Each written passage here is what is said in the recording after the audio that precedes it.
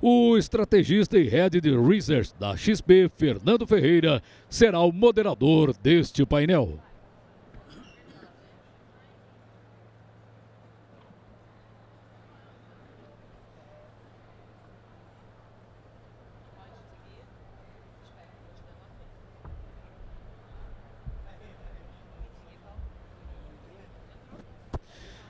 Para esse painel, recebemos agora os painelistas convidados. O coordenador da Maizall de Washington, D.C., Benno van der Laan.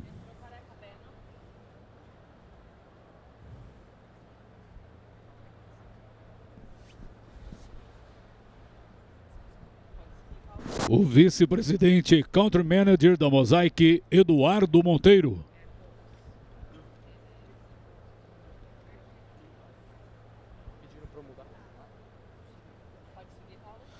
O nosso palestrante convidado, assessor de estratégia global da New American Foundation, diretamente de Kanpur, na Índia, Parag Khanna.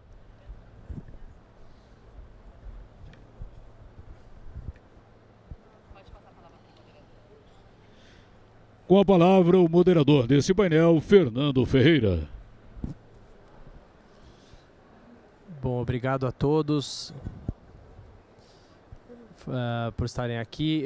Esse painel a gente vai fazer ele em inglês, então so I'll change to English because of all the other speakers that are here. So thank you everyone. Thanks for the opportunity. Thanks for Parag. Thanks Eduardo. Thanks Benno for being here. Just as a way of introduction to our panel, I think the theme, right, on food security, I think we have to view it on a broader lens and include malnutrition as well, right? In addition to food insecurity in the world, we still have 9% of the global population, right, which is still doesn't have access to food, right, or suffers from malnutrition. That's almost 800 million people, right, in the world. And that, according to the UN, that's up from 7% in 2019, right, to pre-pandemic. So actually 122 million people more, right, added to this list. We have made progress in several parts of the world in terms of hunger.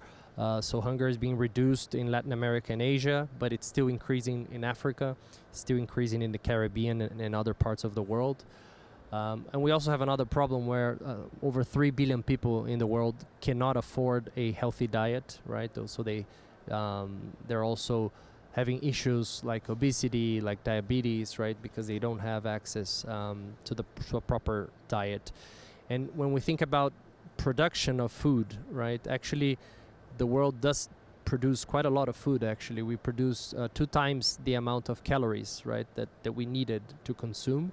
But as I said, we still have almost 10% of the global population, right, which still doesn't have access to food. So I think that's one of the key issues, right, that the world has to debate. How do we get the food in place to the people that need it? I think, you know, one topic that's also very important that we can discuss is on food inflation. We did see a meaningful increase, right, in food inflation since 2019. Which has led to this problem, right, of more people having issues and increasing the hunger numbers in the world. The good news is that over the last 2 years, food inflation has subsided. So we've seen food prices coming down, right, as production has responded globally. But I was comparing the prices, global food prices today to the levels where they were in 2019. And they are still 30% higher than where they were in 2019, right? So we're still facing that problem of food inflation. So I think Brazil, right, we do have a substantial impact or a potential, right, solution. I mean, Brazil is already the #1 exporter of many, right, important products like soybean, coffee, orange juice, sugar, beef, and poultry. But Brazil is the only country where we have a combination of a lot of arable land, right, still available for agriculture. We have the highest amount of freshwater reserves in the world, right, 13% of the fresh water in the world is in Brazil. We do have the climate, right? But if you look at the amount of forests that we have in Brazil, it's 52% of the territory, right? It's the only country globally that has over 1 million kilometers, square kilometers of forests. So definitely sustainability is a key topic, right? And when you look at the USDA forecasts, the Department of Agriculture, right, in the US, they forecast that Brazil will continue to gain market share in global agriculture over the next 10 years. So definitely Brazil has a meaningful impact on this topic. So I'd like to start, right, our debate with Parag. Thanks so much for being here, Parag. And you do speak a lot about climate change, right? Is one of the topics among several topics that you talk about and very well. You're a specialist. And you're well known for analyzing, right, as we were discussing backstage, which will be the most impacted regions in the world, right, in terms of climate change and displacement of people, right? People have to move regions. So I'd like to start with that, and if you can add the food security topic, right, because I think it's also definitely a lot related to climate change and the impacts that it will have, right, on society. Well, thank you so much. It's such a pleasure to be here, and what an amazing venue to be having this conversation. And I think we should start with the food issue because it is, as you say, you cannot neatly distinguish food, water, energy, climate, migration, security. These things are deeply interconnected, and I think for every old person or young person today should start learning about the world through a complex systems approach, rather than saying that, you know, I'm going to study food, I'm going to study infrastructure, I'm going to study politics, right? We should be teaching systems views. I think Brazil actually is a country that naturally has a systems view of the world because, of course, as an agricultural country, one that is so connected to the climate, it's always been a part of how you understand yourself. The rest, many other parts of the world have almost distanced themselves from nature. But as you said, the vital statistics of Brazil are quite different. You are nature. You are, outside of Brazil. I don't know if in Brazil you say this about Brazil, but we say Brazil is the lungs of the world, right? So to have an organismic view, I think, is very healthy and important. Now, I just want to also say something about the data that you cited at the beginning about the rising food insecurity and vulnerability. This is a lagging indicator. And I believe that the fact that it has gone backwards is also revealing of not a measurement error, but we err on the side of safety a bit too much, right? A couple of years later, we look and we say food insecurity has gone up from 7% to 8%. Why don't we set a realistic understanding of just how what it takes to achieve food security? And then sadly, we would come to the conclusion that far more people are actually insecure. Because if you look at COVID and the supply chain disruptions, and now you look at inflation, right? You cannot possibly believe that those vulnerable people are okay and it only went up 1%. Let's be honest, right? Open your eyes, get on a plane, go and see, follow the news, right? It's much, much worse. And that's reprehensible. So I've been doing development economics for a long time, and you look at poverty thresholds, and we set this bare minimum. It used to be $1 a day. Used to be its definition. Who do you know that can live on $1 a day? Do you really believe that only a small percentage of the world population is on the line? No, so many people are on that bubble, just above it. It's actually not a thin line at all. It's a huge bubble. So to achieve food security, to be honest, we have to do a lot more than just say, oh, we're 90% of the way there, it's only 10%, right? I would take a more robust view and say, we're only at 70%, right? 30% of the world is on that bubble where an extreme event, a shock to the system, a war that disrupts supply chains, a pandemic that disrupts supply chains, or a climate crisis is going to render a huge percentage more vulnerable. So we're not close to achieving global food security, even though on paper, the capacity is there, the caloric production is there. So now let's go to climate. We have lived in a world where you had a stable geographies of production. Brazil, United States, Australia, China, India, and now all of a sudden the climate risks are so acute. You have massive droughts affecting India. India has had to block export of various crops in different years, onions, for example, and then food. Onion prices go through the roof. You've had this challenge in many geographies, and then you have new centers of production, of course, as well.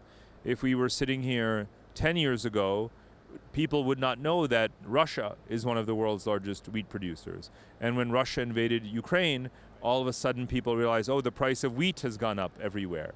So climate change is disrupting the geographies of production very significantly.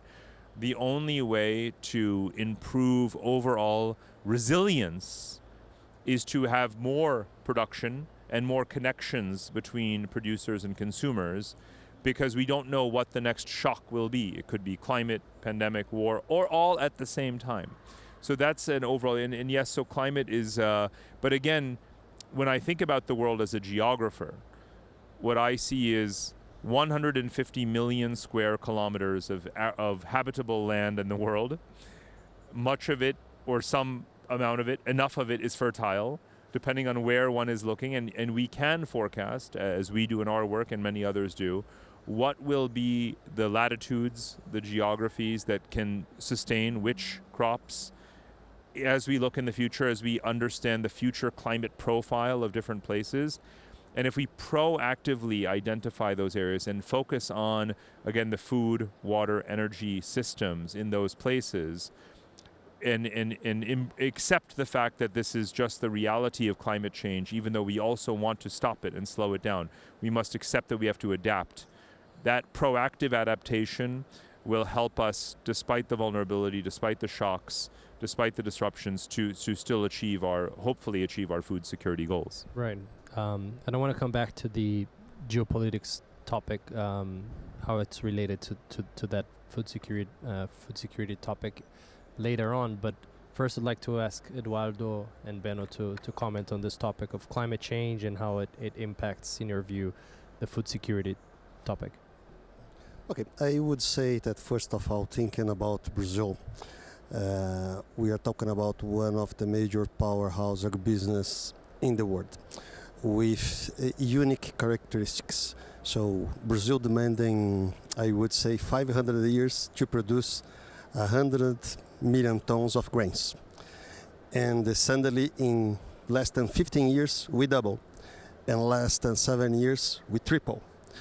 And just to show how big is our numbers at the end of the day. And as we're moving forward, consider this equation. Well, nowadays, just 7% of the land available in Brazil are destined to agriculture. We have 3 times more that is dedicated to pasture. And what does it mean? In other words, we have one of the largest potential in the world in terms of land availability, combined with weather situation, to be one of the major protagonists in the world regarding the food production as we move ahead with the growth of the population. So United Nations mentions that our population is going to hit in 2015 10 billion people, and I don't have any doubts that Brazil is going to be one of the largest suppliers. We already are the number 1 in soybean, number 2 in corn, number 1 in sugar, coffee, citrus, and we're going to continue to drive this nice history as we're moving forward in one of the most, I would say, most sustainable model of production. We have our internal challenges, but this is something that we will address on the best way. But Brazil doesn't rely much on irrigation, right? Most of our production is with, let's say, rainfall, right? Do you think that the climate change can impact how much Brazil will produce going forward if we have longer droughts, for example, or issues like flooding, like we recently had in the south of Brazil? Is irrigation part of the solution, you think, or it's not necessary because Brazil already has a lot of freshwater reserves or a good climate? irrigation is part of the word, but as a plus, I would say. Part of the solution, but as a plus. If you go to the center region of Brazil, Mato Grosso, Goiás, those states, in fact, we have several regions that we have 2 or even 3 crops without any needs of irrigation.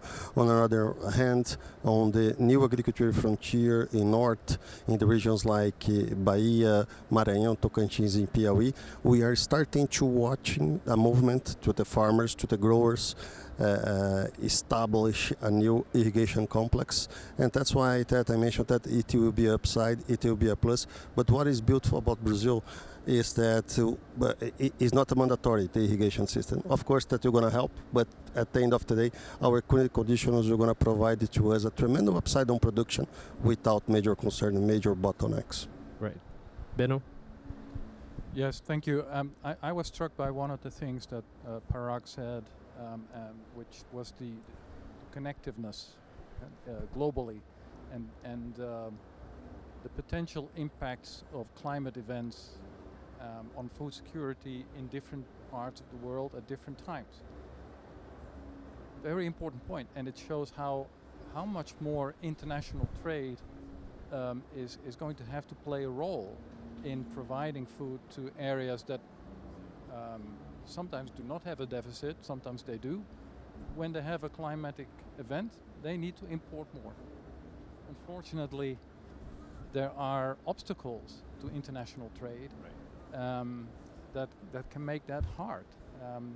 And I'm not just talking about tariffs, export or import tariffs. I'm talking about regulatory requirements that national governments impose on imports. Exactly. That create a problem. And in some cases, we can talk about that later. Those obstacles create a problem for new innovative technologies that are proven and that can help growers in different parts of the world to become more productive on a per hectare basis. Yeah, no, that's exactly my next topic, Benno, which would be how geopolitics, right, impacts on this issue, right, where you have a lot of the population which doesn't have access, right, to food or at a reasonable price or is still suffering from malnutrition and hunger, but we do have a lot of production, and a lot of countries still rely on trade barriers, tariffs, right, regulations that effectively put a barrier for the food that is produced actually, right, reaching the people in need. So how can we, right, solve that problem? I don't know who wants to start, if Parag or you, Benno. That's good. Well, there has to be, the thing is, even if you had a frictionless globalization in the economic system, that still doesn't guarantee that you have a frictionless geopolitical system, right, or a frictionless climate system. So ultimately, the only safeguard for those vulnerable places is for themselves to also become greater suppliers. That's obviously going to require more localized production, but more technological input. They may be importing seeds from Brazil or from the Netherlands or wherever. They may be importing better irrigation, drip irrigation techniques from Israel or from other countries, right? But that will strengthen their capacity to achieve slightly more self-sufficiency and grow their agricultural sectors. Now, that's hardly going to weaken Brazil's exports, right? The most vulnerable aren't going to be massive. I mean, are large importers, but we have to help them offset that dependency. That is the local self-reliance is the only way out of these vulnerabilities that are systemically there. So I think that is something we have to focus on more, and we don't do enough of. We're not focused enough on that right now. And so when we talk about Africa, this is and poor Asian countries too. Everyone wants to leapfrog their economies and become digital and high tech. I said, wait, you are actually a commodities producing country. Please get that industry right, start at that layer of the value chain. If you cannot get that right, I don't trust you to be the place where I will be outsourcing my IT either, right? And now we realize we're talking about survival. This is more important than the internet, right, for countries. That's true.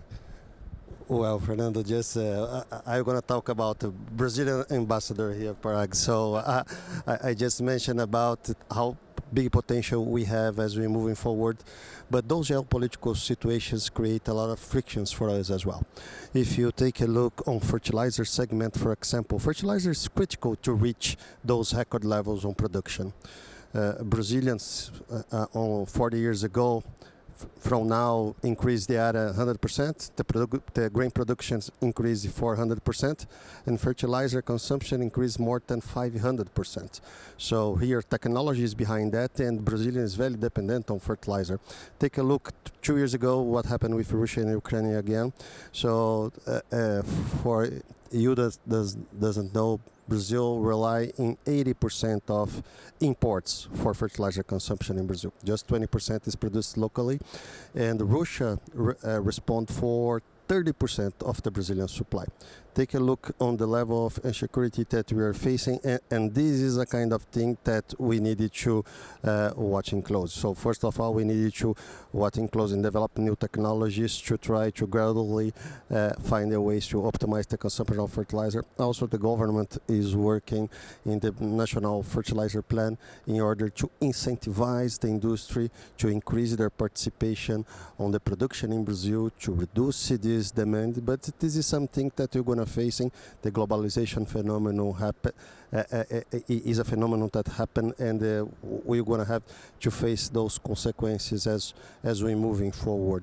And more important, this instability on geopolitics around the world, we're going to still there. Nowadays, we have situation in Middle East, Israel and Hamas. Ironically, is in that region we had a fair portion of fertilizer that supply Brazil as well. So just to show how challenge we have to navigate in this agribusiness environment in Brazil, to continue wrote this nice history to become one of the biggest powerhouse of the agriculture in the world. Benno? Yeah, I would like to come back to the role of policy, and not just international trade policy, but public policies. The organization I work for, Maizall, has come together to address market access issues related to biotechnology in particular, genetically modified organisms. Mostly from the trade perspective, let's be honest. But what we also see is that this is a proven technology that helps farmers to produce more per hectare, and to do so in a way that is good for their operations, and it is good for the environment. But when we work with countries around the world, many of them do not accept the technology, even that it's been produced, used for 28 years without any safety issues. There is still a lot of opposition, in particular in countries that are not familiar with the technology, and they ban it, and it seriously impedes their own ability, to your point, Parag, to become more independent themselves in their food production. So public policy is very important in that sense. Educational work has to continue. I would just like to stress that, and it requires political leadership, and it requires political courage, because of the opposition that exists in some of these countries to accept and use those technologies. In terms of on this topic of geopolitics and trade, I mean, the world has gone backwards in terms of globalization in several aspects, right? So deglobalization became a theme in recent years. How do you see policy changing, Benno? Do you see policy changing for the worse in terms of more trade barriers being imposed and more regulation that doesn't allow the trade to happen? Or do you see, right, trade going in the right direction despite these bigger issues, right, on deglobalization? Of course, Russia and Ukraine were a main factor, right, a few years ago, but it's not only Russia, Ukraine. You also have U.S. and China relations, right, and Brazil gaining share in China as a result. So you do have, as Parag said, it's a complex, right, world where you don't have one topic, right? It's a complex system. But how do you see trade policy evolving in this right current environment? Yeah, it's certainly a very dynamic picture. Yep. There have always been obstacles. There are obstacles, and there will be more obstacles. Certainly, what I see, and I do a lot of work with respect to the European Union. What I see is that there is more of a rhetoric in favor of more protection for local farmers. Right. We've seen a lot of farm protests in many European countries because they're having a hard time making a living. And their prices are low, their input costs are high, and they have a lot of bureaucracy to deal with. So they went onto the streets, and I think they were quite successful. In fact, they achieved some support from European governments. But what we've seen in the process is that producers in Europe, as well as governments in Europe, suddenly said, okay, we need to look after our own farmers. We are suffering competition from farmers outside the EU, and we need to put up barriers. You know? So that is the rhetoric. I mean, I've not seen that happening in practice yet, but it's the rhetoric. And then on the regulatory side, there's a myriad of problems. Right. And just going back to Parag. Parag, you're a specialist on Asia, right? You understand Asia a lot better than anyone here. And you talk in your books, right? I've seen one of your recent presentations where you talk about the center of the world changing, right, towards Afro-Asia, right, as you mentioned, like Africa, right, Middle East and Asia.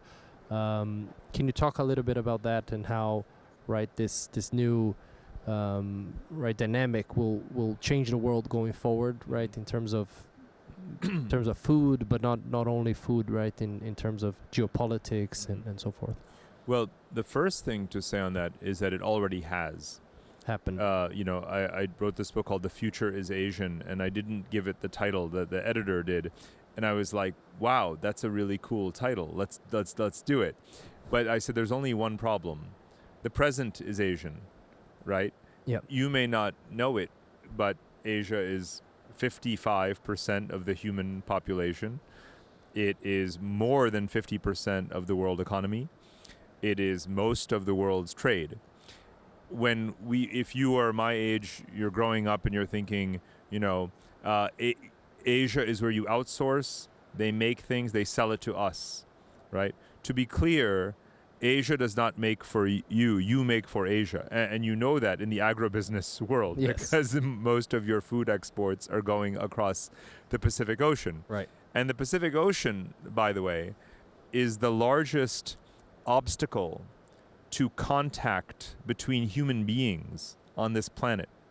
And despite that vast geographical divide between you here and Asia, and you don't even have a Pacific coastline, unlike your neighbors to the west, still you have such intense relations now increasingly with Asia.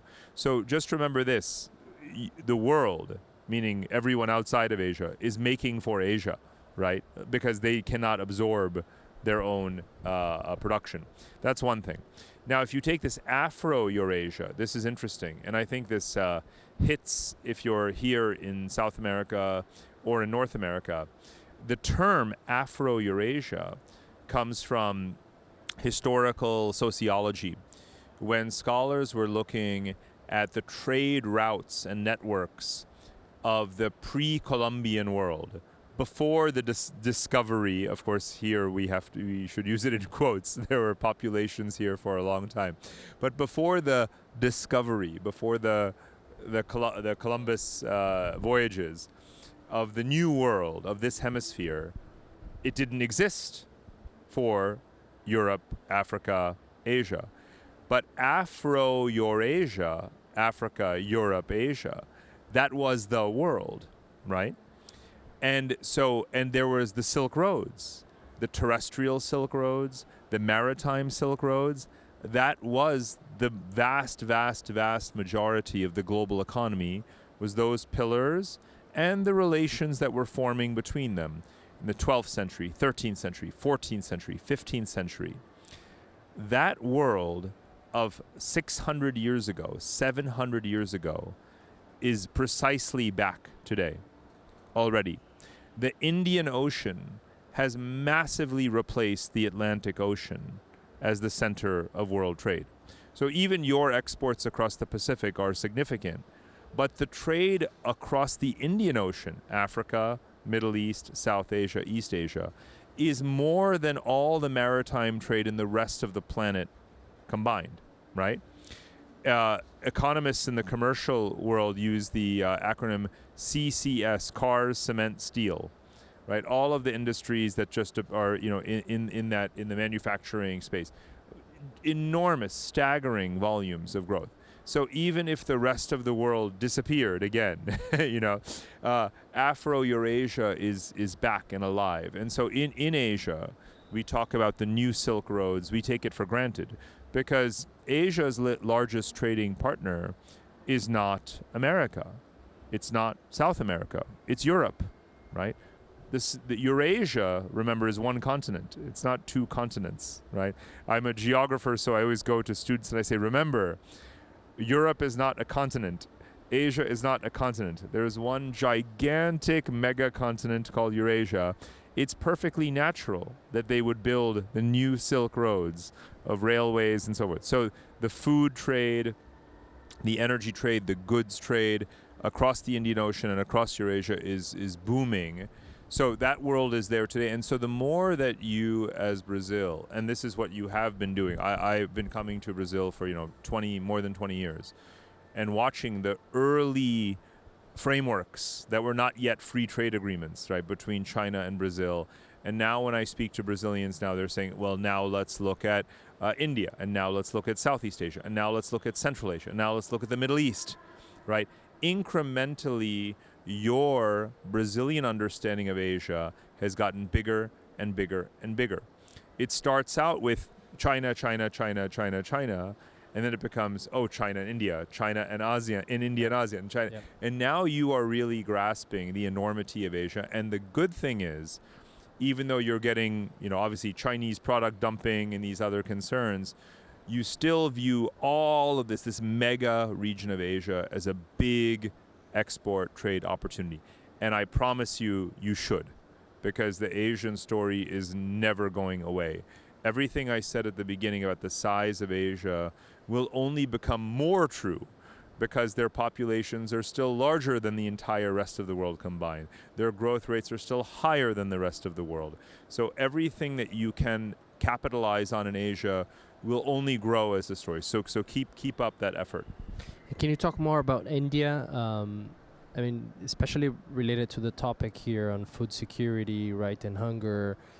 India still has a lot of the poverty in the world is still concentrated in India, right? I saw a statistic that said that 30% of the poor people in the world, they actually live in India. So definitely it is a big problem. And for us here in Brazil, India is still not a big trade partner for us, but there's a lot of optimism, right? In India, you see, right, at least from a market's perspective, investors are getting super optimistic and bullish in India. But how do you see India evolving and as an opportunity for Brazil, right? As you said correctly, that China has been the focus for the last 2 decades, right? But how do you see India next? Well, one thing is for sure, India will not replace China as a destination for beef exports. I say that as a Hindu.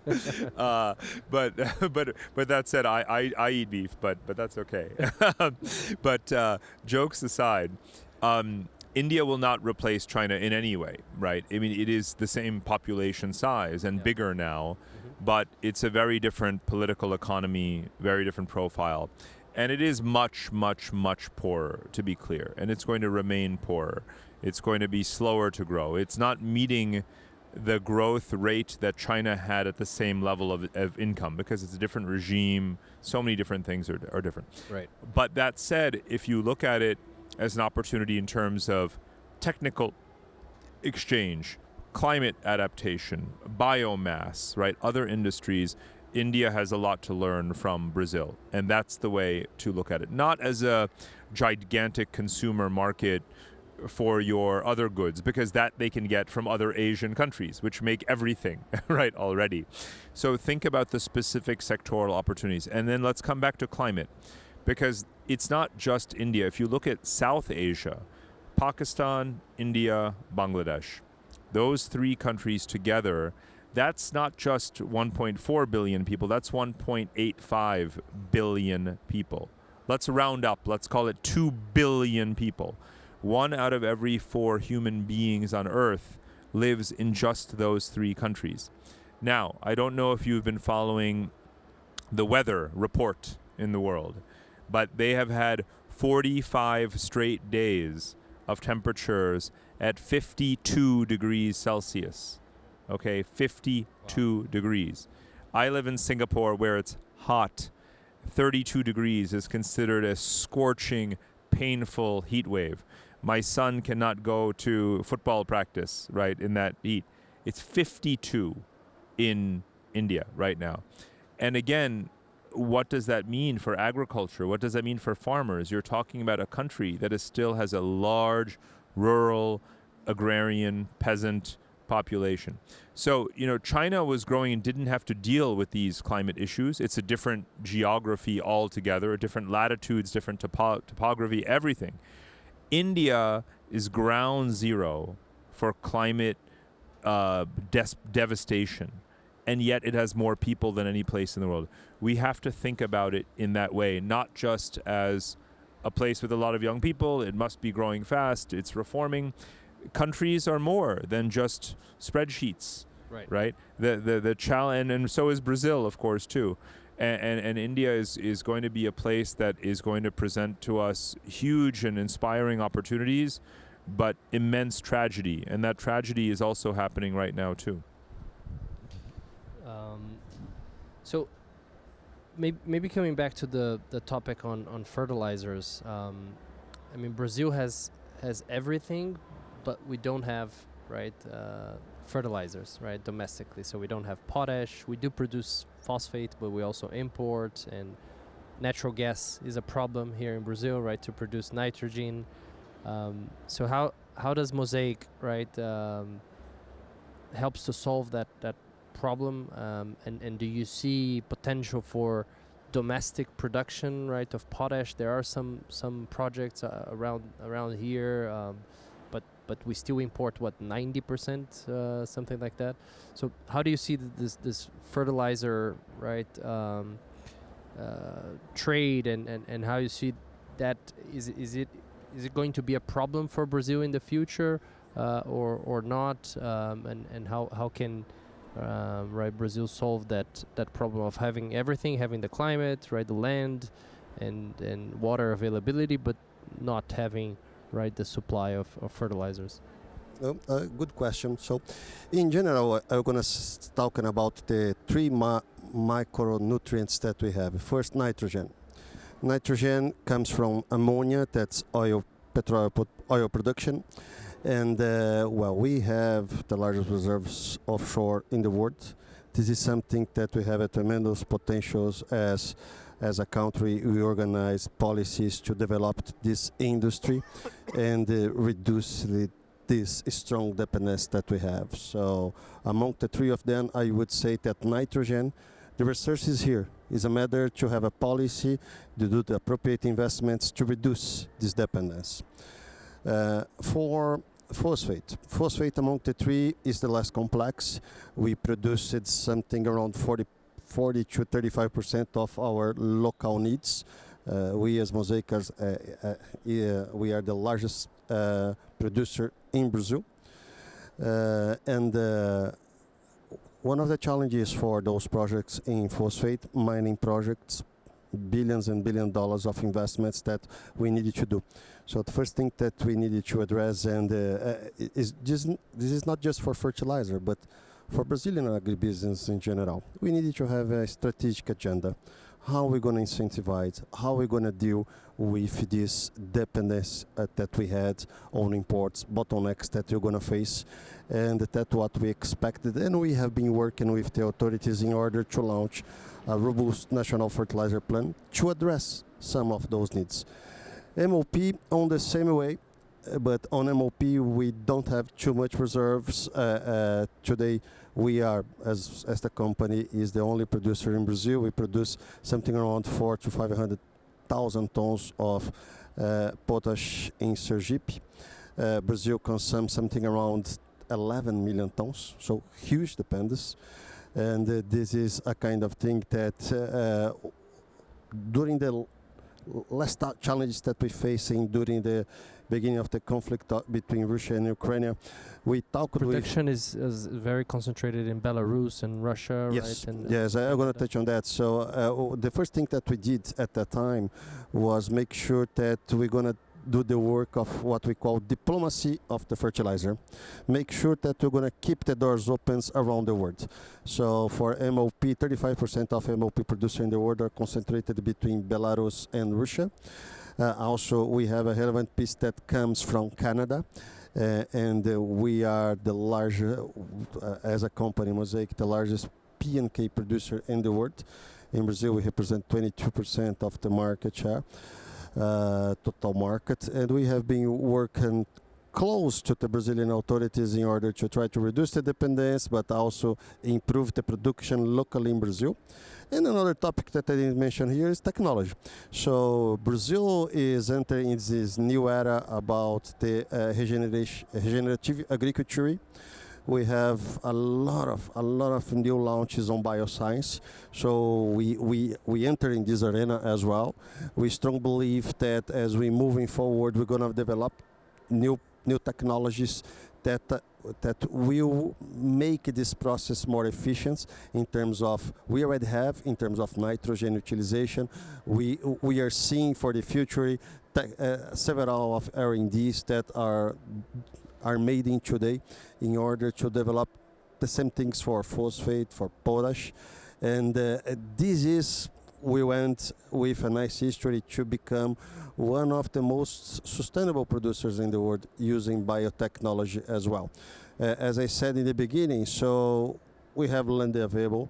We don't devastate a forest, including Amazon. And with this new era of biological, this is something that we're going to put us in another level. We needed to invest in some infrastructure as well. We didn't touch on that, but infrastructure is a key component as we rely so much on imports. Port access, highways are really important, and that's why I'm going to mention what I said in the beginning. We need a strategic plan, and this is the kind of thing that we need to work as a country. Perfect. And just switching to Benno in terms of policies, right? As you mentioned, we still need a lot of support, right, from logistics, from government policy, and it's interesting that at Maizall, a few competitors, right, got together to work for policies that help the corn industry and the corn producers, corn growers, right, in several important producers that before probably were only looking at their own interests, right? And after Maizall was created, started to look on a combined basis on how we can develop our industry and policy. So can you talk more about the history of Maizall and what are the main topics in terms of policy that you're working on? Yeah, Maizall was created in 2013. Maizall, sorry. Maizall has been around for just over 10 years. And to be clear, the growers are still competing with each other in the marketplace. But they have found common cause on some of these market access obstacles that they encounter in importing countries. Interestingly, the three countries, in terms of corn, they represent 50% of global production of corn and 70% of exportable corn. So these three countries in the Western Hemisphere, they have a lot of weight in the global marketplace. So when we do our educational work in Europe or in Asian countries, and we come into a room with farmers, Maizall is a farmer-led organization. We come into the room with farmers from these three countries representing this kind of production. People tend to listen, and we focus our work on obstacles that are imposed on the technology, on the way that the corn is produced. As I said earlier, biotechnology is a very important technology for the farmers in their entire production. 95% of the corn that is produced in these three countries is genetically modified. So it sounds like a well-defined and narrow subject, but it's actually quite important because so many countries are dependent on import of this protein. So biotech, gene editing, the latest version of biotechnology that is gaining space. We work on that as well, and we work on science-based maximum residual levels for plant protection products, which are also subject to public policy challenges in several countries around the world. Great. We have a few minutes left on our panel, so I'd like to ask one final question for each one of you. If you'd have to suggest one area of public policy in order to improve the subject on food security, what would that be? Who wants to start? I can start. So in Brazil, I would say that agribusiness represents 1/3 of our GPD, but among agribusiness, 25% of the growers are family business. And education is a key element. How we're going to spread the technology, how we're going to put everyone in the same page in terms of production and yields. This is something that make a huge difference, and we're going to work a lot in terms of also reduce the big gap between rich and the poor people. So education to me is one of the key elements, just to make it simple, Fernando. Parag? I'd focus on supply chains because, as you know, whether it's domestic or international, food waste, right, is such a huge issue. It's a substantial double-digit attrition, right, in again, domestic and global markets. And we could do a lot with technology, whether it is the cold storage, whether it is transportation, so many technical, physical dimensions of the global supply chain for food are suboptimal in most of the world most of the time. So just imagine how much more capable we'd be with present geographies of production distribution, simply improving that from a logistics standpoint and reducing waste would be a huge contribution, believe it or not. Benno? Yeah, I would say collaboration on a global level between governments, in international organizations. What we cannot have is some countries or regions trying to determine what is sustainability, what is good for the environment. I mean, what is good for one country is not the right approach for another country. And this you can only going to solve by cooperation and collaboration between countries. Yeah, I fully agree. I think the world is definitely better if we're closer together, right? And I think this topic of deglobalization, an issue with geopolitics, right, amongst countries is a problem that we'll have to face, right? Globally, unfortunately, it's not going in the right direction, right? But at least in terms of the business people, right?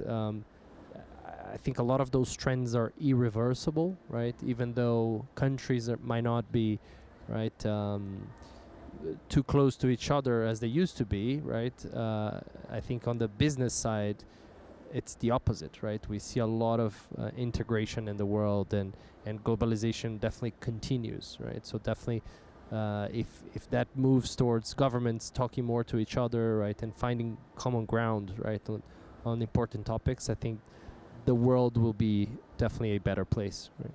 So I'd like to end with that. Thank you very much, Parag. Thanks very much, Eduardo. Thanks very much, Benno, for the interesting discussion, and for all of you here that were in our panel. Thank you. Obrigado.